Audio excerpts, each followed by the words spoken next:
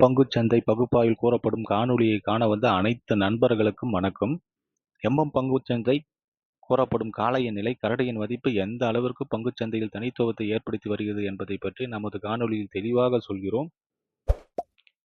பங்குச்சந்தையில் கூறப்படும் கருத்துக்கள் அனைத்தும் தனிப்பட்ட கருத்து, கல்வி நோக்கத்துக்காக மட்டுமே கூறப்படுகிறது.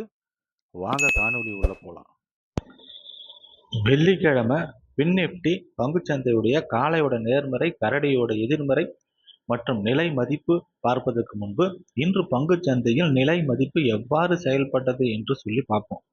புதன்கிழமை பங்குச்சந்தை முடிவில் நம்ம என்ன பேசியிருந்தோம்னா 27,638 நேர்மறைனும் 27,558 எதிர்மறைனும் பேசியிருந்தோம். இன்று பங்குச்சந்தையோட துவக்கம் 27,605. இது ஒரு எதிர்மறையான துவக்கம் தான்.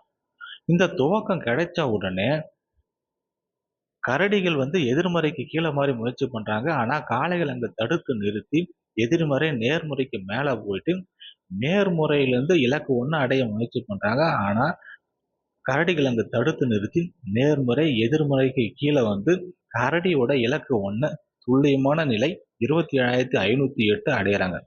இங்கு அடைந்தவுடன் காளைகள் அங்கு தடுத்து நிறுத்தி எதிர்மறை நேர்முறைக்கு மேல போற மாதிரி முயற்சி பண்ணி இன்று பங்குச்சந்தையோட முடிவு 27,611. இதை பொறுத்து நாளைய பங்குச்சந்தையுடைய நேர்மறை மற்றும் எதிர்மறையை பார்க்கலாம். நிஃப்டி நாளைய பங்குச்சந்தை நேர்மறை எதிர்மறையில எந்தவித மாற்றமும் கிடையாது. காளையோட நேர்மறை 27,638, இலக்கு 1 27,738, இலக்கு 2 27,862. கரடியோட எதிர்மறை 27,558, இலக்கு 1 27,508, இலக்கு 2 27,362. பங்குச்சந்தை பகுப்பாய்வில் கூறப்படும் நிலை மற்றும் மதிப்புகள் உங்களுக்கு பிடித்திருந்தால் உங்கள் கருத்துக்களை கருத்து பெட்டியில் பகிரவும். நன்றி.